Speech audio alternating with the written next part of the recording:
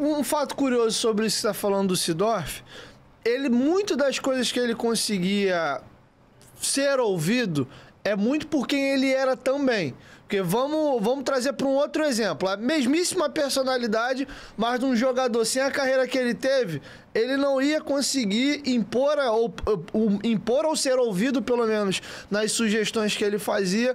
Então, no futebol tem muito essa hierarquia. Nem sempre é a ideia. Ah, pô, essa ideia do cara é muito boa. Tá, mas quem é o autor da ideia? Às vezes até ideias ruins são compradas porque o cara que tá pedindo é uma primadona. Então, queria te ouvir isso de um outro cara que a gente estava conversando em off antes de começar e você trabalhou junto, que eu também escuto muito, que ele esse cara é doidão, mas ao mesmo tempo é de um coração enorme, um cara de personalidade forte. Você me contou que você trouxe o Carlos Alberto pro Botafogo em 2014. Conta pra gente o bastidor dessa contratação e como era a convivência com o Carlos Alberto, que você até falou pra mim em off que ele era sujeito homem. Por quê? Voltando um pouquinho ao que você colocou falando do Ciro, perfeito que você colocou. Então, por exemplo, eu era obrigado a dizer não pro Seedorf, mas eu sempre tinha que fundamentar e dizer o porquê e sentar e a gente discutia nesse sentido. Se é outro jogador, dependendo exatamente isso da hierarquia, da história e tudo, aí você fala não e acabou e vira as costas e vai embora. Eu era o chefe do Seedorf. Isso é uma coisa engraçada no futebol, né? Você ser chefe de uma pessoa e ganhar muito menos que ela, né? É complicado. Você ser a pessoa de dizer sim ou não para esse funcionário e ao mesmo tempo você ter um cargo acima, mas um salário inferior. É muito complicado isso. Isso é muito difícil. E aí quando depois a gente vai falar um pouco de gestão e tudo, quando eu falo nos cursos de gestão, para quem trabalha no meio corporativo, nunca trabalhou em clube, e eu dou o exemplo. Qual empresa que o teu chefe ganha menos que o subalterno, vamos dizer assim? É no futebol. E muitas das vezes o grau de importância porque o jogador nesse aspecto ele é o chão de fábrica, ele é o operacional. Ele é mais importante pro clube do que o cara que tá acima. Exatamente. Então, muita gente vem do mercado corporativo. No futebol eu vou fazer assim assado. Calma, não é assim. É um jeito de gerir que é muito diferente do mercado corporativo, né? Eu nos meus cursos de gestão eu falo, você sabe o nome do presidente da Coca-Cola? Aí ninguém sabe. Eu boto 8 clubes do futebol brasileiro, todo mundo sabe o nome do presidente. Eu falo, você já viu alguma entrevista do presidente da IBM? Não, nunca vi. O presidente do clube dá entrevista toda semana.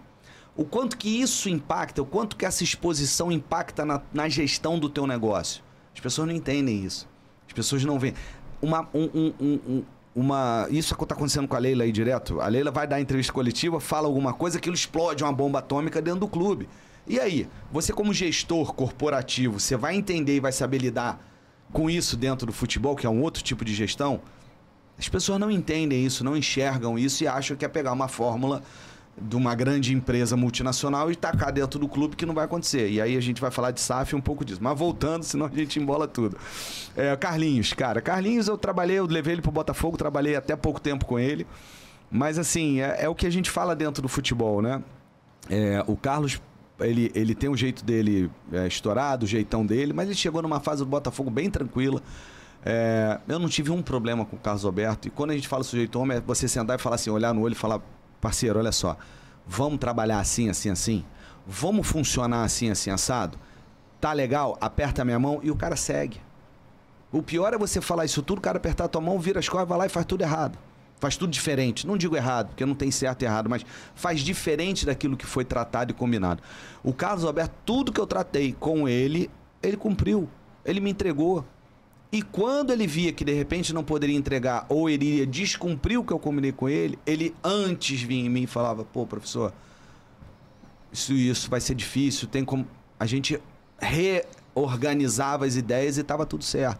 Então trabalhar com um jogador assim, e mais, que entra lá dentro do campo e resolve, é maravilhoso. Então assim, e por isso, e não só ele, mas por isso durante muito tempo eu fui contra, porque aquela história que o pessoal mandou embora alguns atletas, Bolívar, o Sheik, o Júlio e o Edilson, né? Essa história de mandar eles embora já era quando eu estava lá ainda. Um dos motivos que eu saio antes do final do ano, não foi esse, mas foi esse, porque toda hora vinha o pedido para desligamento desse atleta. Eu falei, enquanto eu estiver aqui, esses caras não vão sair. E eu fiz e cumpri. E eu brigava com esses caras todo dia, porque é salário atrasado. Os caras estavam 6 meses sem receber salário.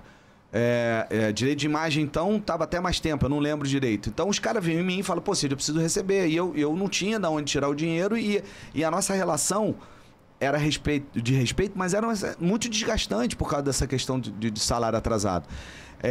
E mesmo assim, eu falei, os caras, enquanto eu estiver aqui, os caras não vão sair. Se a gente cair, nós vamos cair todo mundo junto. Essa era a minha visão. E esses caras sempre foram sujeitos ao homem, todos eles que saíram sempre foram. O que eles reivindicavam, o que eles brigaram, o que eles fizeram lá, eles estavam certos. Até a página 3 que eu falo pra eles, né? Até a página 3 vocês estavam certos. Agora, algumas coisas eles extrapolaram. E em relação a terem extrapolado, vinha aquelas histórias de querer mandar ele embora. Falei, mesmo eles tendo passado os limites, eu não vou mandar eles embora enquanto eu estiver aqui. E o Carlinhos, eu não tive problema nenhum com ele. Carlinhos, beijo, irmão. Um abraço grande. O Carlinhos, aonde me encontra. Cara, tem coisas que valem mais que um título, né? Eu tava no Jogo das Estrelas do Zico, foi ano retrasado. Eu tava com meu filho. Meu filho não viveu essa época do Botafogo. Meu filho foi o jogo da caneta? Eu acho que foi.